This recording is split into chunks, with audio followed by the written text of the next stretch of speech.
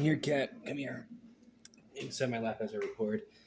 Okay, so today I'll be taking a look at the new LEGO 2023 Indiana Jones set number 77012 Fighter Plane Shades. This set comes with 387 pieces.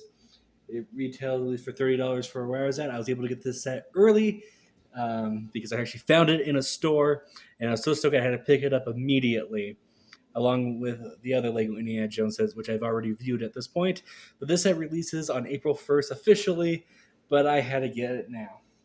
So let's start off with, let's start off with the car, because the plane's probably the cooler build. So we have this good old-fashioned 1940s car. This is kind of done in more of a European style. Actually, I see kind of more of an Italian car when it comes to this design. However, this was in Germany when it took place in the movie, and it's actually a pretty nice car. I actually really like these old-fashioned cars. I wish Lego would do more old cars like this because I just love how they look.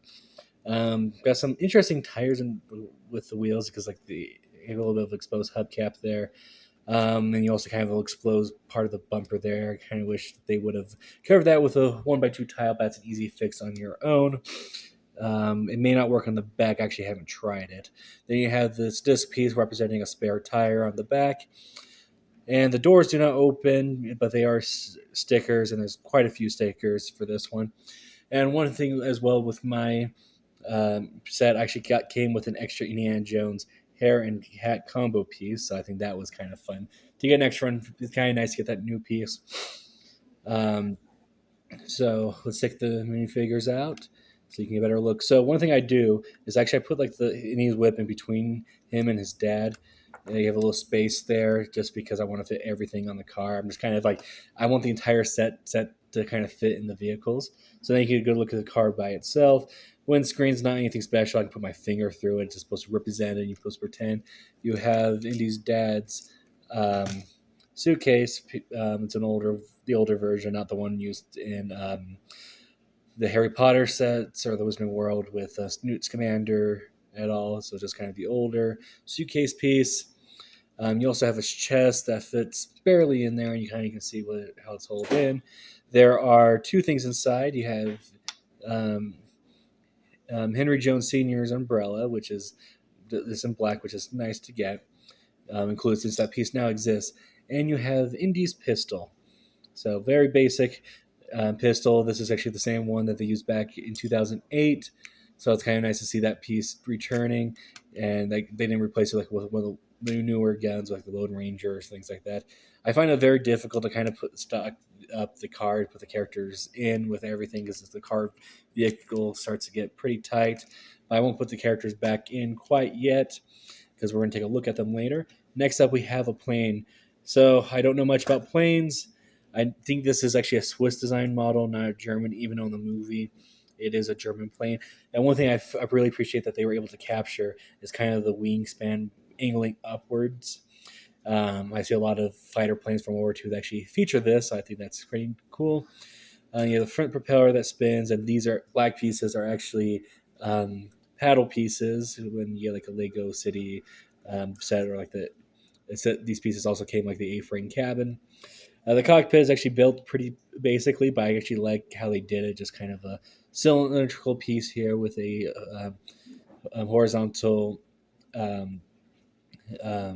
a place horizontal kind of wind canopy piece. You got a couple of like the opposing pieces here in gray to represent the engines, and it's actually a pretty basic build, but it's very effective to get across this World War II era plane. And you can see that there's actually kind of a gray and green camo on it. And you probably have already noticed these flame pieces that are on either side. One reason for this is because the wings pop off pretty easily thanks to these ball joints. And so you can recreate the tunnel scene where Indiana Jones and his dad are going down the tunnel and the plane goes right past them. So it's pretty neat. This thing actually rolls pretty well. I kind of like just rolling around. It's just kind of fun for me. The cockpit doesn't have anything special mechanism to open it. You literally have to pop off the canopy and get the minifigure in and out. And something rare Lego does not like to do is make Nazi minifigures, but here's one right now. If only they would make, I guess, more accepted military units today. And if you want to get the wings back on, they pop in just back easily, so you can basically play over the scene over and over again. Um, one last feature with the plane, there is the shooters that you can kind of see on the side. I'll shoot the background, boom, and boom. Don't want the piece to go flying off too far, and they just snap right back in. So we get this back in so I just don't lose the pieces. And one other thing, it does come with spares, so if you end up losing one, you at least have a couple extra. So that's nice that they provided. And lastly, let's take a look at the minifigures. Let me just get my display ready to go. Let's start off with the man, the myth, the legend himself, Indiana Jones. When he's put the whip in his hand just to complete the figure. And there we go. So this Indy is actually unique comparatively to all the other ones we have got in the past, for he has a tie, which is actually accurate. He did wear a tie for some reason in the movie. It is what it is. The pants are very similar. Other than that, the torso is practically exactly the same. The new piece, which is kind of fun to get, is the new hair hat combo piece for him. This time I'll turn his head around so you can actually see his other confused-ish face. There we go. The hat to me just kind of looks a little bit big, like a 10-gallon hat more than it does kind of a bowler hat. But it works. It's fine. The old ones, I gotta say, it just has too much nostalgia on me. I can't judge this figure too fairly, I'll admit. So next up, we have Henry Jones Sr. And if I was better prepared, I would have actually grabbed his old minifigure because actually I do have it, just to compare it. But it is what it is. I'm probably to rebuild that set and review it soon, so that'll be very nice. So he has his journal here on a 1x1 tile. I would have put it on a 1x2 tile personally, or just give him a straight up Lego book, to be honest. I feel like this 1x1 tile doesn't work. You do get a spare one technically, and if they happen to line up, I guess you could put it on a 1x2 brick, but mine don't line up, which is a shame. I would have preferred that it use the Lego book piece and give us an extra. It would just be an extra 2 pieces, and you wouldn't have to put an extra in. So a little bit shame there. He still has the same helmeted looking hat that he did back in 2008, which doesn't quite fit what he wears in the movie. He wears a type of cloth hat. This looks too much like a helmet. But I guess you can tell that who it's supposed to be. I also feel like he has like a darker mustache going on, which I feel like is too dark to Sean Connery and how he looked in the movie. The suit looks great on him. Got some back printing this time. No alternate face print due to, just not the helmet. The face will be peeking through for sure.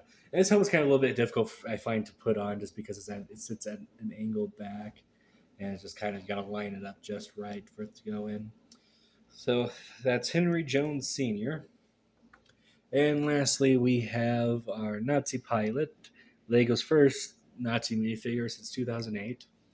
And there's going to be problems with this video when it goes up. Actually, he's labeled as fighter pilot on the box. So yeah, here's him as a figure. Got some back printing, an alternate face print, and basic goggles go up and down. All the older pieces that we've all seen before. And I just realized I left one thing out of this video that I probably should have grabbed sooner and actually have it. So let me remove this. And let's see. Here it is. A sign pointing to a tunnel going to Berlin. Just kind of a little bit terrain piece. I really like the Berlin sticker. You can see that every time Lego comes with a set that has anything to do with Berlin. Because I used to live there, I usually pick it up.